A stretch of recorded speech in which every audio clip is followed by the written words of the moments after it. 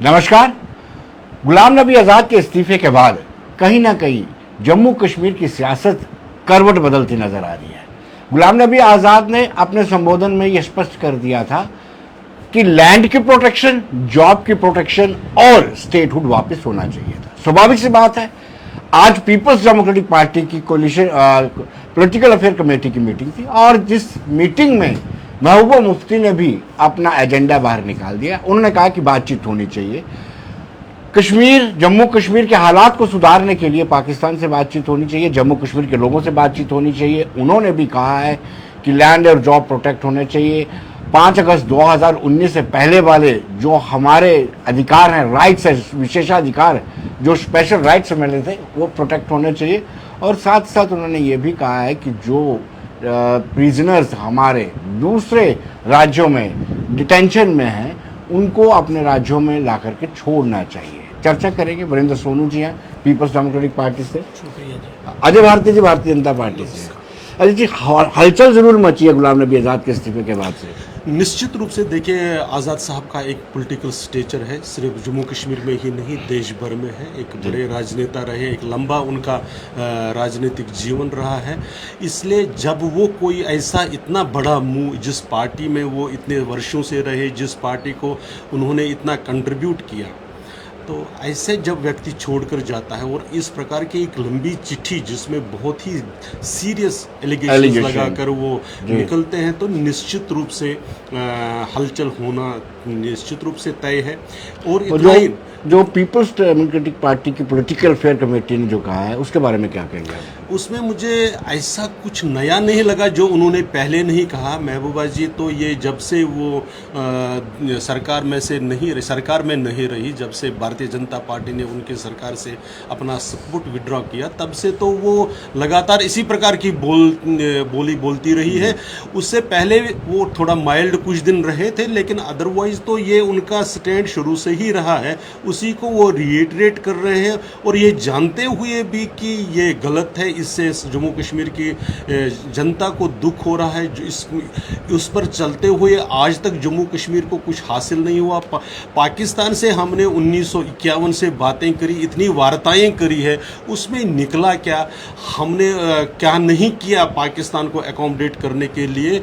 लेकिन कभी भी पाकिस्तान, क्योंकि वो बेईमान देश है, क्योंकि वो डिसऑनेस्ट है, इसलिए कभी उसके साथ बातचीत करने का तो कोई फायदा नहीं निकला है और ना आगे निकलने वाला है, क्योंकि वो बेसिकली बेईमान है, डिसऑनेस्ट है।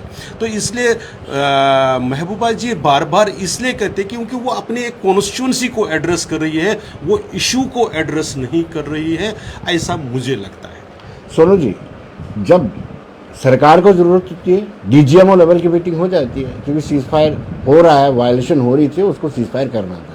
जब आप पाकिस्तान का प्रेम जागता है आपका, तब इनको लगता है कि वो डिसऑनेस्ट कंट्री है। देखिए विनोद जी, ऐसे है कि हमारा प्रेम जम्मू कश्मीर के लोगों के लिए जागता है, हमें किसी बाहर के मुल्क से कोई लेना देना नहीं है। आपने मेरे सवाल का जवाब खुद ही दे दिया, जिन्होंने पूछा भाई अगर Bharatiya Janata party leaded government जो इस वक्त की सरकार है वो डीजीएमओ लेवल पे पाकिस्तान से बात करते हैं, तो उसके बाद बॉर्डर पर सीज फायर है, बात तो सरकार की मर्जी से होती है, सरकार भारतीय जनता पार्टी की है। वो कत्ल भी करें तो चर्चा नहीं होता, हम आप भी बड़े तो हो जाते हैं बदनाम, हमने तो यही कहा करो, ये तो कर रहे हैं। और ये बात है कि हम तो कहते हैं ठीक है, अगर बात करने से बॉर्डर शांत है, जम्मू कश्मीर के रहने वाले लोगों को अगर कोई फायदा हो रहा है तो उसमें हर्जी क्या है, बातचीत ही मसले का हल है। मेरे बड़े भाई हैं भारती जी, इन्होंने कहा कि सरकार में जाने के बाद बोली, मैं इनसे कहूँगा कि आप जरा हमारा स्लोगन पढ़ लें। जब हमारी पार्टी 99 में बनी थी, हमारा तब भी ये स्लोगन था, ग्रेनेड से नहीं गोली से बात बनेगी बोली से। वाजपेयी जब 2002 में पीडीपी कांग्रेस की कोलिशन सरकार बनी, वाजपेयी साहब कश्मीर आए, वो प्राइम मिनिस्टर थे हमारे देश के, उन्होंने भी दोस्ती का हाथ बढ़ाया, वो भी बस लेकर लाहौर गए। उसके बाद हमारे मोदी साहब ऑनरेबल प्राइम मिनिस्टर आए, वो भी नवाज शरीफ के बर्थडे पर बिना बुलाए गए, वहाँ केक काटा, खाना खाया, उन्होंने भी बातचीत का वो किया।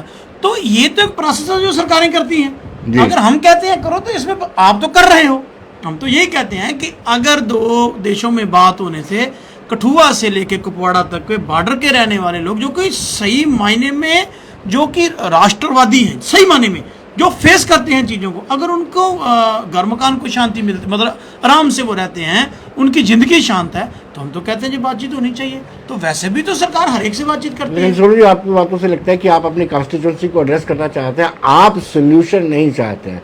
आपने कभी कहा कि आतंकवाद खत्म होना चाहिए, आपने कभी कहा पाकिस्तान को जो कैंप चला रहे हो वो बंद करो, भारत को कहते हो कि बातचीत करो, लेकिन उनसे कभी आपने तकरीर की? देखिए, आप देखिए कि जब भी हमारी पार्टी लीडरशिप ने बात की, हमने दोनों देशों से कहा है, क्योंकि जम्मू कश्मीर आपने कहा आप अपनी कंस्टिट्यूंसी को एड्रेस करते हो, ऐसी तो मसला ही नहीं ना। सूट करता है वहाँ पे, चलो कश्मीर में, ठीक कश्मीर है, में सूट करता है ये आपका एक नजरिया, हमें तो जम्मू में भी सूट करता है। मैं तो याद है जम्मू का रहने वाला, मेरे रिश्तेदार बॉर्डर पे, मेरा नानका बॉर्डर पे 1.5 किलोमीटर दूर एक्सट्रीम बॉर्डर पे रहते हैं वो, मुझे तो ये बात सूट करती है। मेरे उन लोगों को जो बॉर्डर पर रहने वाले हैं, मेरे भाई हैं जो बॉर्डर कठुआ से लेकर, उनसे पूछिए ना, उनको तो सूट करती है। वो तो कहते हैं जब गोलाबारी होती है, देखिए एक बात मैं बताऊं, जब पाकिस्तान और हिंदुस्तान किस बॉर्डर पे, जहाँ पे हम रहते हैं जम्मू कश्मीर में, जब गोलाबारी होती है तो नुकसान कौन झेलता है? जम्मू कश्मीर के लोग। दिल्ली में किसी को रहने वाला तो कोई नुकसान ही नहीं है ना जी। अगर कोई बम्बे से, कोई महाराष्ट्र से बयान देता है, कोई बिहार से देता है, कोई गुजरात से देता है, उनका जाता क्या है इस गोलाबारी में? इस गोलाबारी में जाते हैं हमारे लोगों की जाने, इस गोलाबारी में जाते हैं हमारे माल मवेशी, हमारे घर बार। तो अगर हम देखिए बॉर्डर पर रहने वाले गरीब लोगों की अगर अगर बातचीत से वहाँ सीज फायर है, हम तो इनके स्टेप को भी वेलकम करते हैं। अगर डीजीएमओ लेवल पर उन्होंने बात की, अच्छी बात है कि अगर वहाँ पर शांति है, तो हमारा किसी के साथ कोई प्रेम नहीं, किसी कंट्री के साथ। हमारा प्रेम जम्मू कश्मीर के लोगों के साथ है। हम जम्मू कश्मीर के लोगों को अपना परिवार मानते हैं, इनको एक्सपेरिमेंट लेबॉर्ट्री नहीं मानते हैं कि कोई ला के एक्सपेरिमेंट करके देश में ले जाना, हम वो नहीं मानते हैं। हम ये कहते हैं यहाँ पर रहने वाले हर एक नागरिक की जान माल की सुरक्षा सरकार की जिम्मेवारी है। अगर आप देखो, आप बाकियों से भी तो बात करते हैं ना, आप कर भी रहे हैं, आप पाकिस्तान से बात आज भी कर रहे हैं, तो इसमें जो सियासत करने वाली बात कहाँ से आती है, मैं ये समझ नहीं आता। अजय, आप पर सियासत का आरोप है कि आप सियासत करते हैं, पाकिस्तान से बातचीत भी करते हैं, अगर ये कहें तो आपको तकलीफ होती है। पीडीपी की भाषा में ही उनके कंट्राडिक्शंस बिल्कुल स्पष्ट दिखाई दे रहे हैं। जी। पहले आपने डीजीएमओ लेवल पर बॉर्डर पर बात करने की बात करी है, वो अगर जब दो लोग फाइट भी करते हैं, दो देश फाइट भी करते हैं, तो आर्मीज के बीच में कुछ न कुछ अंडरस्टैंडिंग या कुछ न कुछ नेगोशिएशंस रहती है। बात मैं पूरा कर दूं, मेरा निवेदन है कि मैं पूरा करने दे दीजिए। टेक्निकली जो बॉर्डर पर कहीं पर भी अगर एक तरीके से कॉन्फ्लिक्ट्स को एस्केलेट करने का, अवॉइड करने का एक, लेकिन पॉलिटिकल इश्यूज को लेकर बनाकर, पॉलिटिकल इशू बनाकर, जैसे आज महबूबा जी ने कहा ट्रेड को रिवाइव करिए। ट्रेड में क्या हुआ था जो पीछे जब चलाया गया था ट्रेड, क्यों नहीं महबूबा जी ने तब जोर ज़बरदस्ती करके लद्दाख वाला रूट क्यों नहीं खुलवाया? क्यों सिर्फ दो रूटों पर जो पाकिस्तान को सूट हो रहा था सिर्फ उसी पर क्यों उन्होंने और जो उसमें से फिर आतंकवाद से संबंधित घटनाएं हुई उस पर क्यों नहीं बोली वो? इसी प्रकार से आप अभी सोनू जी ने एक बड़ी बात करी कि सिर्फ बॉर्डर के लोग सफ़र करते हैं। ये इस देश को यानी बाकी से अलग करके जो 370 की भावना थी उसको समाप्त करने का यही तो कारण था। क्या सोमनाथ शर्मा बॉर्डर पर रहने वाले थे जब वो यहाँ पर शहीद हुए? क्या जो बाना सिंह जी थे वो बॉर्डर पर रहने वाले थे? देश का कौन सा प्रदेश, कौन सा ताल्लुक, कौन सा डिस्ट्रिक्ट ऐसा है जहाँ का कोई न कोई सैनिक यहाँ पर वीरगति को प्राप्त नहीं हुआ? तो इसलिए ये पूरे देश का इशू है। और ये परमानेंट पीस कब होगा? जब जो हमारा दुश्मन देश है, क्योंकि वो खराफाती देश है, वो टेररिज्म को एक्सपोर्ट करता है, और उसके जो साथी है, चाहे वो चाइना हो या बाकी जैसे देश हो, तो जो उसकी मदद करते हैं सिर्फ टेररिज्म को रिवाइव करने। सोनू जी फिर ठीक पूछते हैं कि आपके प्रधानमंत्री नरेंद्र मोदी, देश के प्रधानमंत्री जो, वो बिना न्योता दिए क्यों चले गए थे? अगर खुराफाती देश था तो, अगर आउटकम्स कोई नहीं निकलने थे, आपको पता भी है कि बड़े मर्तबा किए जा चुके। वाजपेयी ने कहा है कि दोस्त दुश्मन बदले जा सकते हैं, लेकिन पड़ोसी नहीं बदले जा सकते। एकदम सही बात आपने कही। लेकिन आप ये देख लीजिए, यही जो पार्टियां हैं, आप वो इंसिडेंट से याद कर लीजिए जब इतना देश पे शोर डाल रहे थे और एक परसेप्शन क्रिएट करने की कोशिश कर रहे थे कि आपने पड़ोस में दुश्मनियां तैयार करी है, जो सच नहीं था। इसीलिए जब आदरणीय नरेंद्र मोदी जी प्रधानमंत्री की शपथ पहली बार ले रहे थे, उन्होंने जो सार्क देश हैं उन सब को न्योता दिया। उन्होंने अपने रिलेशंस को रिडिफाइन करने के लिए साथ में, लेकिन वो उसमें बड़ी बात ये थी कि अपनी ताकत को, अपनी सैन्य शक्ति को सुदृढ़ करते हुए उन्होंने पोजीशन ऑफ स्ट्रेंथ से पाकिस्तान के साथ बात करके उनको एक चांस देने की कोशिश। जिस प्रकार से महाभारत में कृष्ण दुर्योधन की इसमें गए थे जी। और ये कहा था कि भाई हमें सिर्फ पाँच शांति चाहिए, 5 गाँव गांव दे तक को भी, दीजिए। जी। यानी शांति के लिए हम तैयार हैं। लेकिन दुर्योधन था कि माना ही नहीं, इसलिए अंत में उसको नष्ट होना पड़ा। तो इसलिए अगर नरेंद्र मोदी जी ने जो वो स्टेप लिया था वो पॉइंट ऑफ स्ट्रेंथ से, और कल को ये ना कहे कोई कि आपने उनको समझाया नहीं, उनको बताया नहीं। सोनू जी, आप क्या कहेंगे? जिस तरीके से अजय जी ने कहा है कि वो मुल्क ही ऐसा है, एक बार समझाने का प्रयास किया था, अटल बिहारी वाजपेयी जी बस लेकर के गए थे लाहौर, उस वक्त समझाने का प्रयास किया था। दूसरी बार वापस कारगिल मिला। हाँ, नरेंद्र मोदी जी के पठानकोट और उड़ी मिला, देखिए ऐसे पुलवामा भी दिया उन्होंने साथ में। देखिए ऐसे है कि इन्होंने कहा कि वो मुल्क ऐसा है, जी, ठीक है होगा। आप बार बार क्यों जाते हो वहाँ बात करने के लिए, जब आपके पास सरकार है, आपके पास इतनी बड़ी ताकत है, आपको इतना बड़ा मैंडेट है देश का। वाजपेयी साहब गए, उसके बाद लाल कृष्ण अडवाणी साहब भी गए, जो उस वक्त डिप्टी प्राइम मिनिस्टर थे, कि शायद अब आप जिन्ना का जिक्र भी करेंगे। हाँ, मैं जो है मैं वो ये करूंगा जो हुआ है, अपने से मैं कुछ नहीं कहूंगा। जी। वो जिन्ना की उसको कब्र पर जाते हैं, वहाँ वो लिख के कह के आती है कि जिन्ना एक सेकुलर नेता था। हमें तो आज तक इनका कुछ समझ नहीं आया अभी ये चाहते क्या है। इनकी हर साल आइडियोलॉजी बदल जाती है, जब कैलेंडर बदलता है 31 मार्च के बाद, तो जहाँ इनके प्रिंसिपल बदल जाते हैं। एक तरफ से ये कहते हैं कि वो मुल्क के साथ बात नहीं करनी, भाई बिना बुलाए भी आप जाते हो, केक काटने भी आप जाते हो, बात करने भी आप जाते हो, पर्दे के पीछे भी बात आप करते हो, पर्दे के सामने भी बात आप करते हो। तो ये सब कुछ एक साथ तो चल नहीं सकता ना। जी। आपने कहा कि इन्होंने अभी महाभारत की उदाहरण दी कि उन्होंने 5 गांव मांगे थे। आप भी तो 25 साल, आपकी पहले भी सरकार रही एनडीए की, 7-8 साल से ये है, वाजपेयी साहब भी रहे जी। आप भी तब भी बात करते थे। आपकी बातचीत पहुंची कहाँ, आपने क्या किया, आप किस लेवल पे बात करते हो? अभी इन्होंने मेरे सवाल का खुद ही जवाब दिया।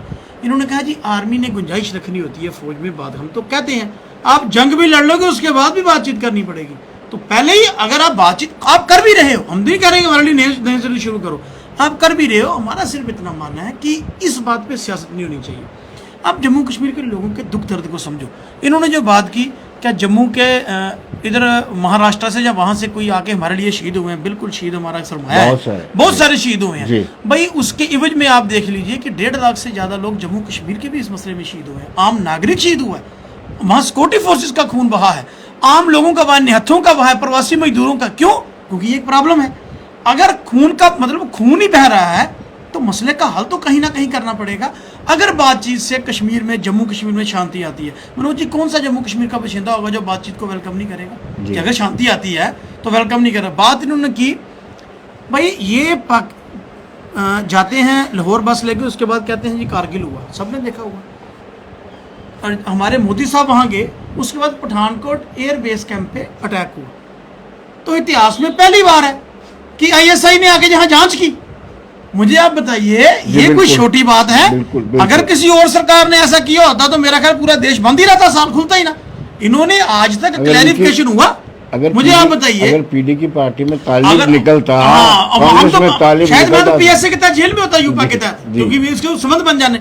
मैं कहता हूं कि अगर ISI आके जांच करती है हिंदुस्तान में, इससे हमारे लिए और क्या बात, मतलब आप समझोगे इससे बुरी क्या बात होगी? जिसको हम रोज गालियां देते हैं उससे आप जांच करवा रहे हो। आप मुझे बताओ, ये मुझे लगता है ये अजय जी से जवाब लेना पड़ेगा। अजय जी, पहले अभी सोनू जी ने एक फिगर कोट किया कि 1.5 लाख लोग मारे गए। मैं समझना चाहता हूँ कि ये किस एजेंसी के फिगर्स हैं? क्या ये भारत की किसी भी एजेंसी के हैं कि जम्मू कश्मीर में कितने लोग मारे गए? तो इसलिए एक तो बड़ी बात यह है, चाहे सिविलियंस, आर्मी और टेररिस्ट को नहीं, मैं वही कह रहा हूँ, लेकिन फिगर कितना है वो ऑप्शनल, एक बार उसको आप ही जो मैं वो लफ्ज़ इस्तेमाल नहीं करूँगा जो किसको कहते हैं मीडिया, वो तो रोज पेपरों में, सोशल मीडिया पे सब पे देते हैं। नहीं, इसीलिए नहीं, सारा दिन वही कहते हैं। ऑप्शनल फिगर, मैं वही कह रहा हूँ कि ऑप्शनल फिगर जो हमारा है वो ये नहीं है। और जो मिनिस्ट्री ऑफ होम अफेयर्स या इससे जुड़े हुई जो एजेंसियां हैं वो ये फिगर नहीं है। एक बात ये तो जी कोई नहीं, जवाब देना ही चाहिए। डेमोक्रेसी का मतलब यही है कि प्रश्न उठे और उसके उत्तर आए। एक बात तो ये है। दूसरी बात मैं फिर कह रहा हूँ कि बातचीत के इश्यूज क्या होते हैं। जब मुंबई में हमला हुआ तो उस वक्त भी बातचीत करने की एक चली बात, या कैसे इशू क्या है? इशू ये है कि एक जो कॉन्फ्लिक्ट कहीं एस्केलेट ना हो उसको कर्टेन करने के लिए क्या हो सकता है, एक बात वो। दूसरा पॉलिटिकल इश्यूज, क्या जो हमारा पॉलिटिकल क्लेम है, जो पॉलिटिकल स्टैंड भारतवर्ष का है, भारत की सरकार का है, भारत देश का है, क्या उस पर नेगोशिएट करेंगे? क्या हम ये नेगोशिएट करेंगे कि पीओजे नेगोशिएबल है? क्या हम गिलगित बल्तिस्तान को नेगोशिएबल बनाएंगे? इशू किस बात पर? क्या दोहरी करेंसी होनी चाहिए, इस पर बातचीत होगी। बातचीत ये होगी कि आप टेररिज्म कब बंद कर रहे हो, इसमें से आपका भी नुकसान, उसकी कॉस्ट एस्केलेशन कैसे हो। बातचीत करना कोई बुरी बात नहीं है, लेकिन बातचीत किस इशू को लेकर करना है, ये बहुत इंपॉर्टेंट बात है। और अगर वो ना माने तो उसके लिए अपनी देश की कैपेसिटी इतना बढ़ानी चाहिए, बढ़ानी पड़ रही है, जो बढ़ाई जा रही है कि उसको पनिश किया जा सकता है और उसको ये समझाया जा सकता है, जैसे बालाकोट में, जैसे क्रॉस बॉर्डर जब हम पार चलकर वहाँ के ठिकानों पर हम एयर स्ट्राइक्स करके आए, तो इस प्रकार की कैपेसिटीज को भी बढ़ाना और अपनी आर्थिक दृष्टि से भी इतना स्ट्रांग होना, जिस प्रकार से आज पाकिस्तान एक तरीके से भिखमंगा देश बनकर खड़ा हो रहा है, सर्वाइवल के लिए भी आज उसको भैंसें बेचनी पड़ती हैं, तो उस प्रकार से भी उसको घेरना और उसको समझाना, भाई अपने लोगों के साथ भी दुश्मनी बंद करके हम जाकर जो हाफिज सईद के साथ मिलकर आए उसको हम शाबाशी दें, ये हम वो पार्टी नहीं है। सोनू जी, आप क्या कहेंगे जिस तरीके से इन्होंने एलिगेशन लगाए हैं कि आपका पाक प्रेम बार बार जागता है और आप आर्मी के शौर्य की गाथा करने के बजाय आप पूछते हैं कि क्या वाकई में वहां खाली पेड़ ही गिरे हैं? सबूत मांगते हैं आप। देखिए, ऐसे है कि कोई भी ऑफिशियल स्टेटमेंट पीडीपी की तरफ से नहीं था जिसने हमने आर्मी से कोई सबूत मांगा जी, ना हमने ऐसी, हमारा बिल्कुल क्लियर सा फंडा है। आप जब कहते हैं पाकिस्तान प्रेम, मैं बहुत बार कह चुका हूँ हमारा जम्मू कश्मीर के लोगों के साथ प्रेम है, हमारा किसी के साथ।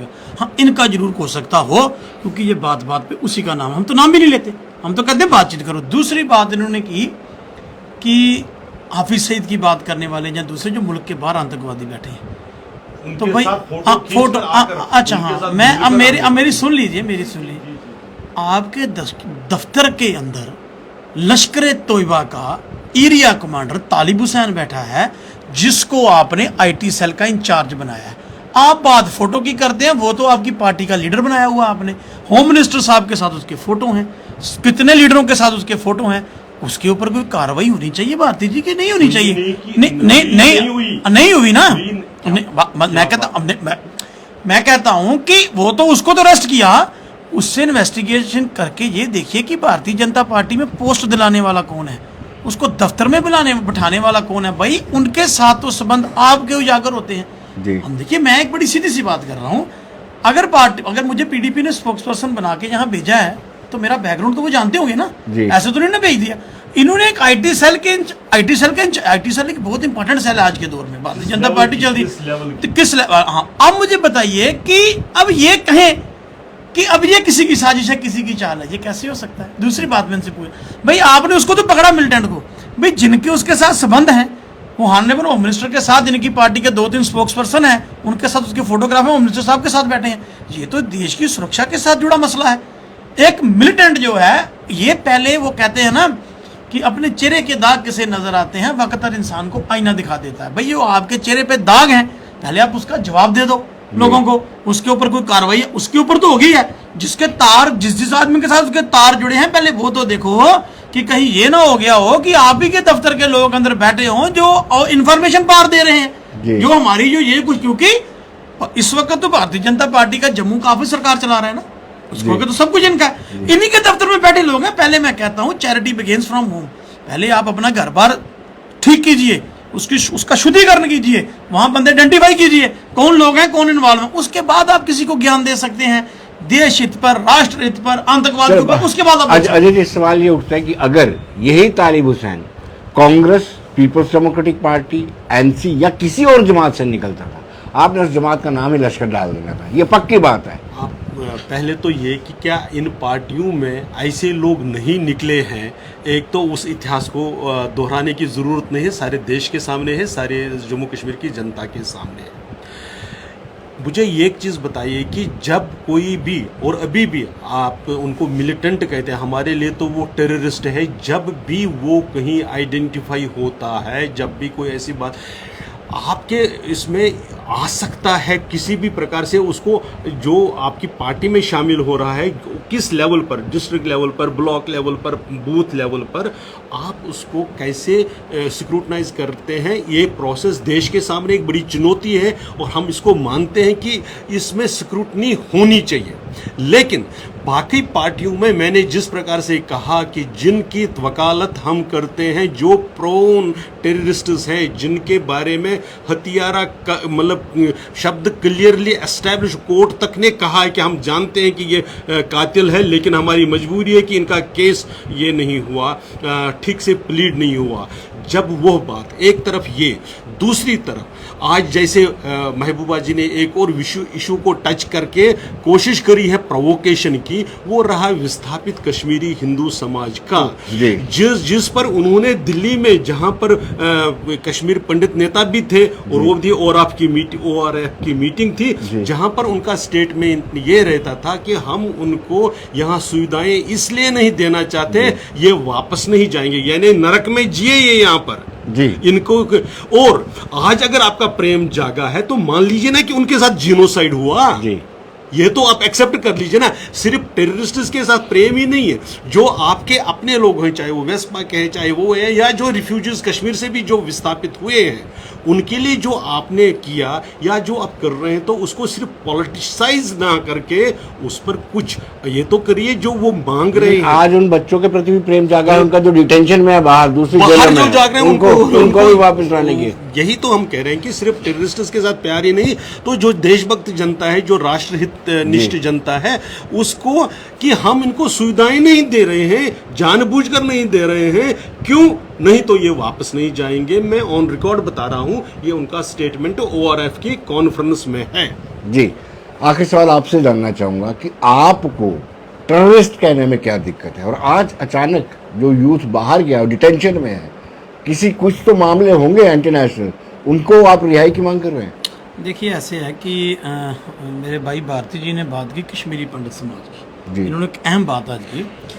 भाई जब वो 89 में यहाँ से माइग्रेंट हुए कश्मीर से, तब भी भारतीय जनता पार्टी की प्रॉक्सी गवर्नमेंट थी। गलत एकदम। चलिए मैं झूठ बोलूंगा, दर्शक नहीं बोलेंगे, रिकॉर्ड है ना, मुझे पता है ना। चलिए मैं कहता हूँ, अगर मैं झूठा हूँ दर्शक देख देंगे, वो बता देंगे कि वो किसकी सरकार में माइग्रेशन हुई, क्योंकि जहाँ चलिए ठीक है जी, मैं दर्शक मैं क्या फैसला कर देंगे। उसके बाद आप बताइए, इन्होंने कहा इन्होंने उनके लिए कुछ किया नहीं।